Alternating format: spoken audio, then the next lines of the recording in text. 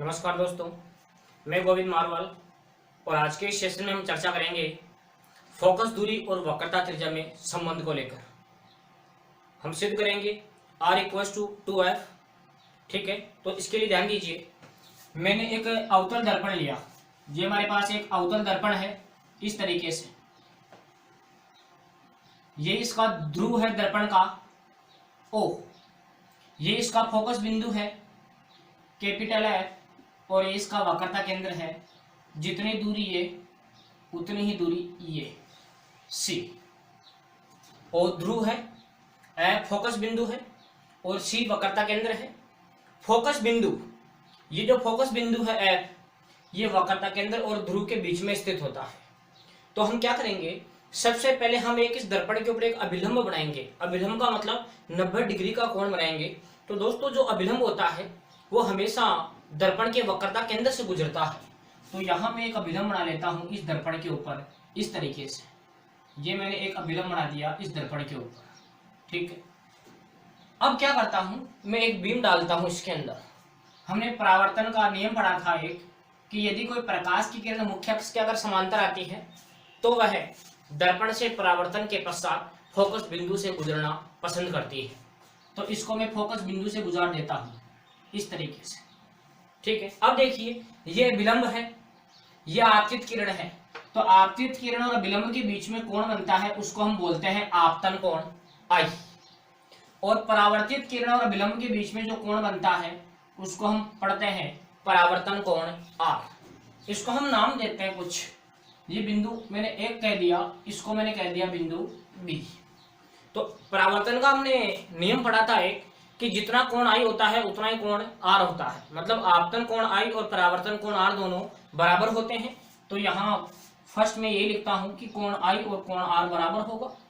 ठीक है, अब कोण I का नाम मैं क्या दे सकता हूं, कोण I को मैं लिख सकता हूं ABC। इसको लिख सकता हूं मैं ABC इक्वल्स टू कोण R को क्या लिख सकता हूं, ये A B और C था तो इसको लिख सकता हूं F B और C। ये वाला कोण R, इसको लिख दूंगा मैं F B और C।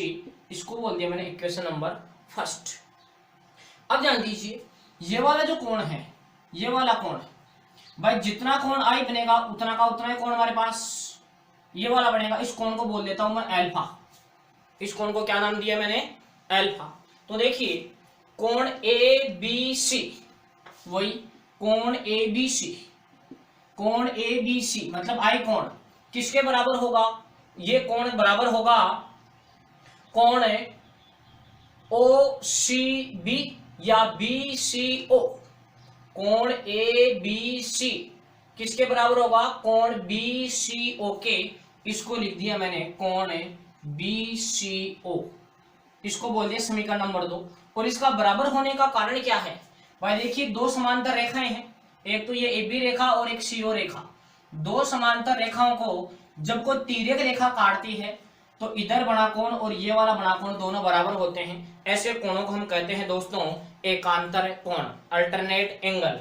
तो ये बराबर होने का कारण मैं लिखूंगा कि ये हमारे पास किस प्रकार के कोण है, तो मैं कहूंगा कि ये हमारे पास एकांतर कोण है। कि कोण I ABC, ये वाला कोण I और ये वाला कोण जो अल्फा है, ये दोनों क्या होंगे, बराबर होंगे।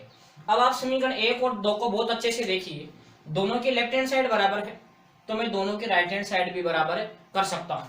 तो मैं लिख सकता हूं समीकरण 1 व 2 से क्या बात लिख सकता हूं मैं, कि कोण FBC बराबर होगा कोण BCO। कोण FBC, कोण FBC ये वाला कोण और ये दोनों की लेफ्ट हैंड साइड बराबर थी तो दोनों की राइट हैंड साइड मैंने क्या कर दी, बराबर कर दी। अब देखिए, ये दोनों कोण बराबर है। यहाँ पर कोण B और कोण C, ये कोण B का मतलब ये वाला कोण FBC मतलब R, और इधर से कोण BCO, BCO का मतलब हो गया अल्फा। मतलब एक तरीके से मैं शॉर्ट में लिखूं तो कोण R और कोण अल्फा क्या है, दोनों बराबर है। तो समान कोणों के जो सामने की भुजाएं होती है वो भी डेफिनेटली समान लंबाई की होती है। समान कोणों के सामने की भुजाएं भी समान लंबाई की होती है।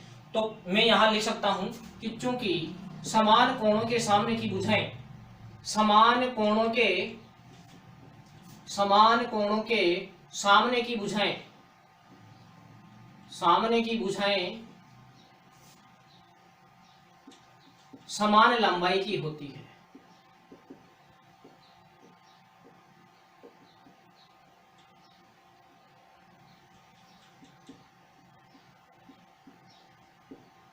समान कोणों के सामने की भुजाएं समान लंबाई की होती है। कौन कौन से कोण समान है? आर और एल्फा। तो देखिए दोस्तों, आर कोण के सामने की भुजा कौन सी है? कोण आर के सामने की भुजा तो हो गई सी एफ, और कोण एल्फा के सामने की भुजा हो गई कौन सी? B F. तो मैं लिख सकता हूं यहां से कि सी एफ बराबर हमारे पास क्या बनेगा? B F. इसको बोल दो आप समीकरण नंबर 3। भाई कोण आर के सामने की भुजा तो हो गई सी एफ, और एल्फा के सामने की भुजा हो गई बी एफ। तो मैं लिख सकता हूं सी एफ बराबर क्या होगा? B F. अब देखिए दोस्तों, हम जब इन दर्पणों को जब प्रैक्टिकली देखते हैं तो ये दर्पण के वास्तव में इतना ज्यादा कर्व नहीं होता है। दर्पण को बहुत बारीकी से देखते हैं या उसके ऊपर अपन हाथ फेर के देखते हैं अंगूठे की सहायता से, तो पता चलता है कि हल्का सा उभरा हुआ या हल्का सा अंदर धंसा हुआ, मतलब इसमें इतना वक्र नहीं होता है। ठीक है, तो यहां में कंडीशन देते हैं कि यदि ये जो बिंदु बी मैंने यहां लिया, इस बिंदु बी को मैं ओ के पास में तो ले सकता था। भाई ये समांतर किरण यहां आई तो ये समांतर किरण इसके बी बिंदु अगर मैं यहां लेता तो ये समांतर किरण इसके पास में तो डाल सकता था। तो यहां में कंडीशन देंगे कि यदि बी बिंदु ओ के नजदीक अगर मैं लेता, यदि बिंदु बी ओ के नजदीक हो,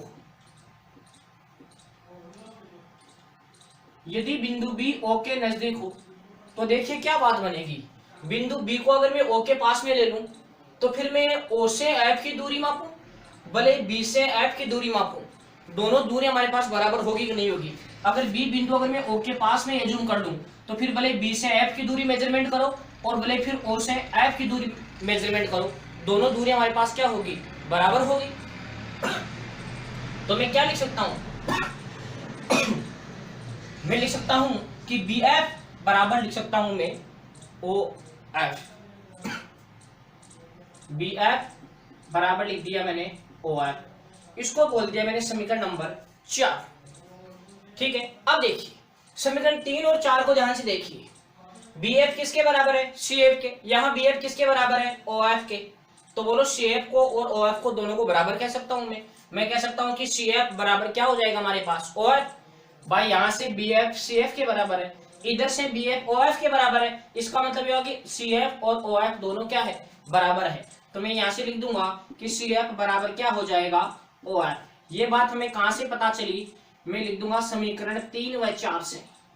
समीकरण 3 व 4 से एक बात पता चली कि सी एफ और ओ एफ दोनों क्या है? बराबर है। तो इसको बोल दिया मैंने इक्वेशन नंबर 5। अब देखिए ये जो ओ सी जो दूरी है, ओ सी दूरी, इसको मैं किस प्रकार से लिख सकता हूं? दो भागों में तोड़ के। ओ सी दूरी को मैं दो भागों में तोड़ के, ओ से सी की दूरी, इसको दो भागों में तोड़ के मैं किस तरीके से लिखूंगा? मैं लिख सकता हूं O F plus F C. तो इसको लिख दूंगा मैं O F plus F C कर दो या सी एफ कर दो, एक ही बात है। भाई मैं ये वाली दूरी और ये वाली दूरी जोड़ दूं तो टोटल दूरी हमारे पास ओ सी निकल के आ जाएगी। तो ओ सी बराबर हो गया O F plus C F. अब ध्यान दीजिए, ये जो ओ एफ है इसको मैं बोलता हूं, जो ओ एफ दूरी है इसको बोलता हूं मैं फोकस दूरी स्मॉल एफ, और जो सी से लेकर जो ओ तक की दूरी है इसको कहता हूं मैं वक्रता त्रिज्या आर। ओ और सी जो दूरी है ये कहलाती है वक्रता त्रिज्या आर, जबकि ओ और एफ के मध्य की जो दूरी है इसको हम कहते हैं दोस्तों फोकस दूरी। इसको हम एफ से डिनोट करेंगे। तो यहां ध्यान दीजिए, ओ सी बराबर ओ एफ को तो ऐसा ही लिख देता हूं, सी एफ के स्थान पर भी क्या लिख सकता हूं मैं? O F. तो यहां भी मैं ओ एफ लिख दूंगा। तो ओ सी बराबर हो गया 2 ओ एफ। ओ सी बराबर 2 ओ एफ। ओ सी दूरी किसको बता रही है? वक्रता त्रिज्या को। और ओ एफ दूरी किसको बता रही है? फोकस दूरी को। तो ओ सी की जगह तो लिख दूंगा मैं आर बराबर 2 इंटू ओ एफ की जगह लिख दूंगा स्मॉल एफ। तो संबंध क्या बना दोस्तों? वक्रता त्रिज्या बराबर हमारे पास बना 2 गुणा फोकस दूरी। वक्रता त्रिज्या बराबर हो गया 2 गुणा फोकस दूरी। तो दोस्तों कई बार ये बोर्ड एग्जाम में प्रूव करवा लिया जाता है कि वक्रता त्रिज्या और फोकस दूरी में क्या संबंध होता है। तो आप याद रखेंगे कि R बराबर होता है 2F। मतलब जो वक्रता त्रिज्या है वो फोकस दूरी की 2 गुनी होती है। जस्ट आपको बोल दें कि यदि किसी दर्पण की फोकस दूरी 10 सेमी है तो वक्रता त्रिज्या कितनी होगी, तो फोकस दूरी की जगह 10 गुणा 2, तो वक्रता त्रिज्या बन जाएगी दोस्तों 20। इसी प्रकार आपको वक्रता त्रिज्या देकर फोकस दूरी पूछी जा सकती है कि यदि किसी दर्पण की वक्रता त्रिज्या 40 सेमी है तो फोकस दूरी कितनी हो जाएगी, तो हम कहेंगे 20 सेमी। तो इस प्रकार हमने पता किया दोस्तों फोकस दूरी और वक्रता त्रिज्या में संबंध। थैंक यू, जय हिंद। फिर मिलते हैं एक नए वीडियो के साथ।